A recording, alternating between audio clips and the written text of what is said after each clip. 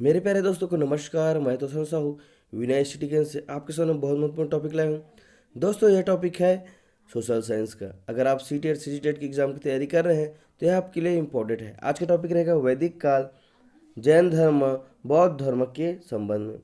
दोस्तों अगर आप सी टेट की तैयारी कर रहे हैं तो यह आपके लिए बहुत महत्वपूर्ण रहेगा और विभिन्न कंपटीशन एग्जाम के लिए यह तैयारी जरूरी है। चलिए दोस्तों बढ़ते हैं क्वेश्चन की ओर। सॉरी, आज थ्योरिकल रहेगा पूरा, उसके बाद हम कल एमसीक्यू क्वेश्चन भी लाएंगे आपके लिए। चलिए बढ़ते हैं थ्योरी की ओर। वैदिक काल कब से शुरू हुआ? आर्य लोग 2500 से 1700 ईस्वी पूर्व के मध्य उत्तर पूर्वी ईरान से या कैस्पियन सागर के समीप के क्षेत्र से मध्य एशिया के भारत आए थे, है ना। कहाँ से आए थे तो आप बता सकते हो कि उत्तर पूर्वी ईरान से भारत आए थे, कैस्पियन सागर के समीप। दोस्तों मैं बता दूं कि आर्य सभ्यता वैदिक सभ्यता कहलाई तथा इनकी भाषा संस्कृति थी। आपको पूछ दिया जाएगा कि आर्य लोग की भाषा कौन सी थी, तो आप बता सकते हो कि इसकी भाषा क्या थी, संस्कृति थी या संस्कृत थी, है ना, जिसके नाम से वैदिक काल जाना जाता है, आर्य लोग के नाम से, है ना। वैदिक सभ्यता से संबंधित प्राचीनतम अभिलेख कोई नामक स्थान से प्राप्त हुआ। अब पूछ सकता कि वैदिक सभ्यता के संबंधित प्राचीन जो अभिलेख कहाँ से प्राप्त हुआ, तो आप बता सकते हो कि बोगज गोई नामक, है ना, स्थान से प्राप्त हुआ है, जिसमें वैदिक देवताओं, जिसमें इंद्र, मित्र, वरुण और नासत्यस का उल्लेख है। किसका किसका उल्लेख है बोल दिया जाएगा तो आप बता सकते हो इंद्र, मित्र, वरुण और नासत्यस का उल्लेख है ना। अब चलिए नेक्स्ट देखते हैं। आर्यों के प्रशासनिक इकाई बढ़ते क्रम से इस प्रकार थी, जैसे कि आर्यों की जो बढ़ती इकाई थी वह किस में थी, ग्राम भी अर्थात जिला और जन्य में थी, है ना। वैदिक सभ्यता का विस्तार पंजाब में कुरुक्षेत्र के बीच से गंगा यमुना के दोआब तक और हिमालय तथा विंध्य पर्वत के निकट बिहार तथा बंगाल के दक्षिण पूर्व तक था। आप इसको एक नोटबुक निकाल लीजिएगा और नोट करते जाइए कि कहाँ कहाँ था, है ना। तो आप ध्यान सुनिएगा। वैदिक सभ्यता का विस्तार जो क्या है, पंजाब में कुरुक्षेत्र के बीच से गंगा यमुना के दोआब तक, है ना, गंगा यमुना के दोआब तक था, कुरुक्षेत्र के जो बीच के था, है ना। उसके बाद देख सकते हो कि हिमालय तथा विंध्य पर्वत के निकट से बिहार तथा बंगाल के दक्षिण तक फैला हुआ था, है ना। वैदिक सभ्यता जो था, तो वैदिक सभ्यता में परिवार समाज की छोटी इकाई थी। देखिए परिवार क्या है, समाज की छोटी इकाई थी। वैदिक काल में परिवार पितृ प्रधान होता था। देखिए वहाँ एक सभी परिवार में प्रधान होता है, तो वैदिक काल में कौन सा प्रधान था, पितृ प्रधान हुआ करता था। परिवार के मुखिया को कुलप कहा जाता था। अब वैदिक काल में आपको पूछ दिया जाए कि परिवार के मुखिया को क्या बोला जाता था, तो आप बता सकते हो कि परिवार के मुखिया को क्या बोला जाता था, कुलप बोला जाता था। आप बता सकते हो, है ना। सूत, रथकार तथा कमदी नामक अधिकारी रत्नी कहे जाते थे। देखिए सूत, रथकार तथा कामदी नामक जो अधिकारी थे वो क्या था, क्या कहलाते थे, रत्नी कहे जाते थे, है ना। इनकी संख्या राजा सहित करीब 12 हुआ करती थी। कितने हुआ करती थी, 12 हुआ करती, जिस किसके साथ, राजा के साथ। सभा एवं समिति राजा को सलाह देने वाली संस्था थी। देखिए सभा और समिति क्या थी, राजा को सलाह दिया करते थे। जैसे कि कोई भी सभा आप देखोगे, किसी के दरबार में देखोगे, आजकल चलचित्र के माध्यम से दिखाया जाता है ना, सलाह देने वाली थी। सभा श्रेष्ठ एवं संभ्रांत लोगों की संस्था थी, जबकि समिति सामान्य जनता का प्रतिनिधित्व करती थी। इसके अध्यक्ष को ईशान कहा जाता था। आपको हमेशा एक बात याद रखना कि किसमें कौन को क्या कहा जाता था, ये बात हमेशा याद रख लेना, ठीक है। तो इसमें अध्यक्ष को क्या बोला जाता था, ईशान कहा जाता था अध्यक्ष को, ठीक है। चलिए नेक्स्ट टॉपिक देखते हैं। वैदिक काल में विवाह प्रणाली। अब इसमें विवाह प्रणाली अलग अलग जाति का कैसा होता था आप देख सकते हो। अब देखिए ब्राह्मण जाति में क्या होता था, माता पिता द्वारा उपयुक्त वर खोजकर उससे अपनी बेटी या विवाह करना, ठीक है। जैसे कि अभी भी यह रीति चल रहा है कि ब्राह्मण द्वारा क्या है, कई जगह चल रहा है कई जगह नहीं चल रहा है। तो ब्राह्मण द्वारा क्या किया जाता था, पुत्री के द्वारा अपने पुत्र के लिए क्या है, पुत्री के लिए अपने पुत्र के लिए माता पिता जो क्या करते थे, बेटी का विवाह करना खोज कर अपने बेटी का विवाह करते थे, पुत्र खोजते थे। और दैव वाला में क्या होता था, यज्ञ करता पुरोहित के साथ कन्या का विवाह। देखिए दैव वाला में क्या होता था, यज्ञ करता पुरोहित जो था उसके साथ कन्या का विवाह कर दिया जाता था। आर्ष में कन्या के पिता द्वारा वर से एक गाय और एक बैल या एक जोड़ी बैल लेकर अपनी कन्या का विवाह करना। ठीक है। प्रजापत्य के द्वारा बिना किसी दान दहेज के वर को अपनी कन्या सौंपना। देखिए बहुत अच्छा है, प्रजापत्य द्वारा, है ना, बिना किसी दान दहेज के उस समय भी यह लागत हो। असुर द्वारा कन्या के पिता द्वारा वर से धन लेकर अपनी कन्या का विवाह करना। असुर, असुर किसे बोला जाता है, प्लीज कमेंट बॉक्स में कमेंट कीजिएगा। गंधर्व के द्वारा माता पिता की इच्छा के विरुद्ध किया गया प्रेम विवाह, गंधर्व विवाह बोला जाता है जिसे। राक्षस, राक्षस क्या है, कन्या का अपहरण अथवा बलपूर्वक किया गया विवाह। राक्षस की प्रवृत्ति क्या होता है, छीनना। तो आप समझ सकते हो कि कन्या का अपहरण अथवा बलपूर्वक किया गया विवाह जो है पैशाच के द्वारा।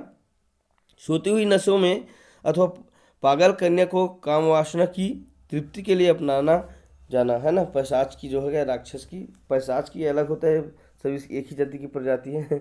चलिए आगे बढ़ते हैं।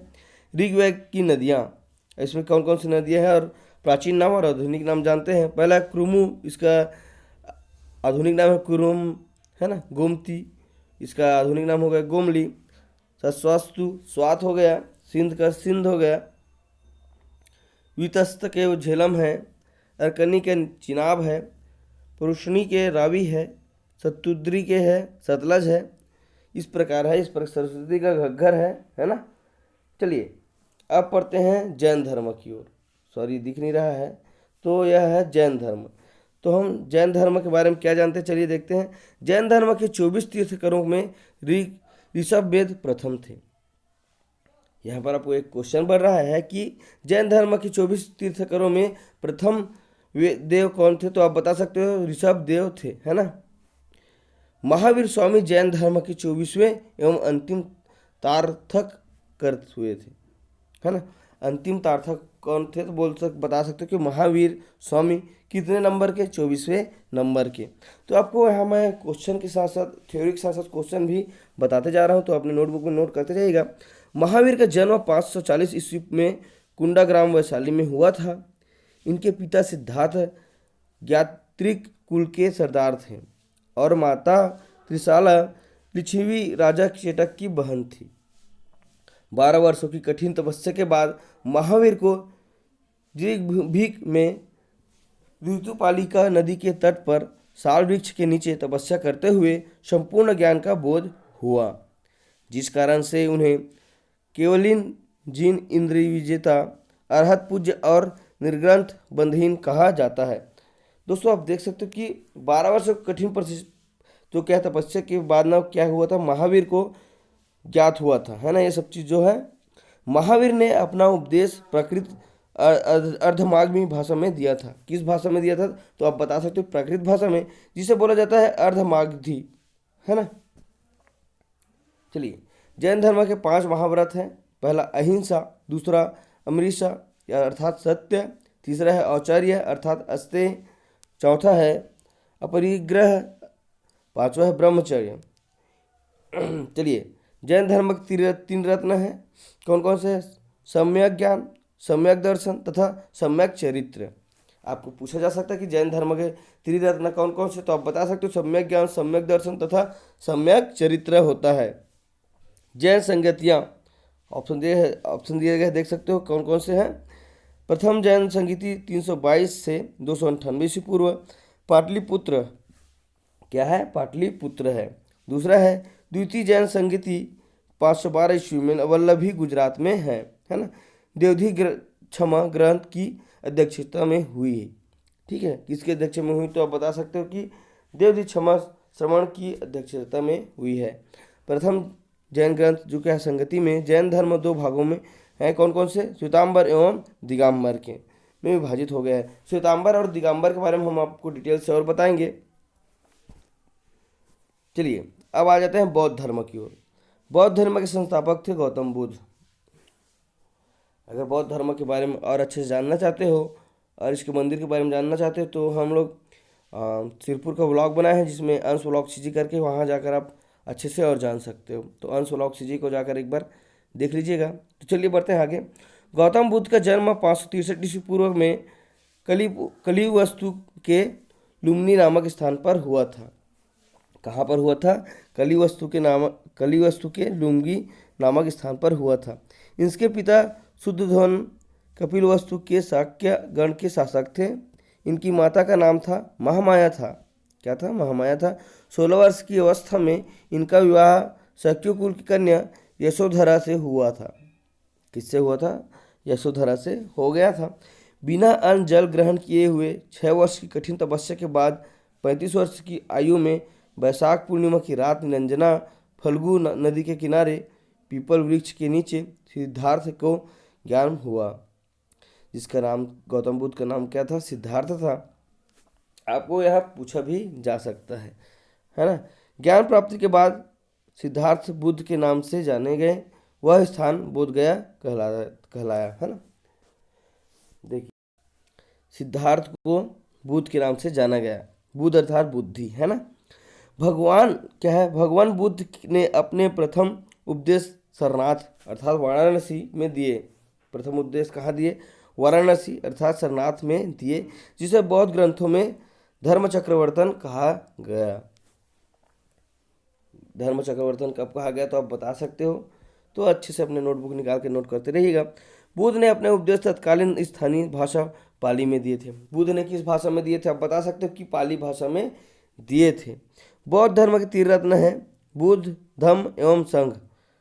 आपको याद होना चाहिए कि बुद्ध की कौन कौन से? बुद्ध, धम्म एवं संघ थे, तीन रत्न। ठीक है, चलिए। बौद्ध की संगतियाँ। प्रथम बौद्ध संगति है अजातशत्रु, जिसके शासक थे। स्थान था राजगिरी है, सप्तर्णी गुफा में। समय है इसका 483 ईस्वी पूर्व। द्वितीय बौद्ध संगति है कलाशोक वैशाली। स्थान था, शासक था कलाशोक वैशाली। इसके स्थान था 383 ईस्वी पूर्व में। तृतीय बौद्ध संगति है अशोक, जिसका शासक था पाटलिपुत्र, 250 ईस्वी पूर्व में। चतुर्थ बौद्ध संगति है कनिष्क, जिसका स्थान था कुंडलवन जिसको कश्मीर के नाम से जाना जाता है, जो कि 72 ईस्वी पूर्व थे। बौद्ध धर्म में ईश्वर तथा आत्मा के अस्तित्व को स्वीकार किया गया है तथा कर्मवाद को प्रधानता दी गई है। आपको पूछा जा सकता है कि बौद्ध धर्म में किसको प्रधानता दिया जाता है, तो आप बता सकते हो कि कर्मवाद को प्रधानता दी जाती है। बौद्ध धर्म अशोक एवं कनिष्क के प्रयासों से विश्व धर्म बना। किसके प्रयासों से? अशोक एवं कनिष्क के प्रयासों से क्या बना गया, है ना। अब देखिए भारतीय दर्शन, यहाँ पर दर्शन एवं प्रवर्तक दिए गए हैं। तो दर्शन में क्या है? सांख्य, जिसका प्रवर्तक था कपिल। दर्शन था योग सूत्र, प्रवर्तक थे पतंजलि। न्याय का न्याय सूत्र, जिसका प्रवर्तक था गौतम। दर्शन था लोकायत, चारवाक, जिसको भौतिकवाद भी बोला जाता है, जिसका प्रवर्तक था चरवाक। पूर्व मीमांसा, जिसका प्रवर्तक था जैमिनी। दर्शन है एक और उत्तर मीमांसा देवांत ब्रह्मसूत्र, जिसका प्रवर्तक था वादरायण। थैंक यू दोस्तों। यह वीडियो कैसा लगा? अगर वीडियो अच्छा लगा हो तो जरूर कमेंट बॉक्स में कमेंट कीजिएगा और उस चैनल को सब्सक्राइब कीजिएगा, क्योंकि आपकी चैनल है, आपको ही ज्ञान मिल रहा है, तो अच्छे से शेयर कर दीजिएगा। और यह थ्योरी वीडियो कैसा लगा? अगर थ्योरी के अलावा और कोई टॉपिक चाहिए तो आप जरूर कमेंट बॉक्स में कमेंट कीजिएगा। Thank you.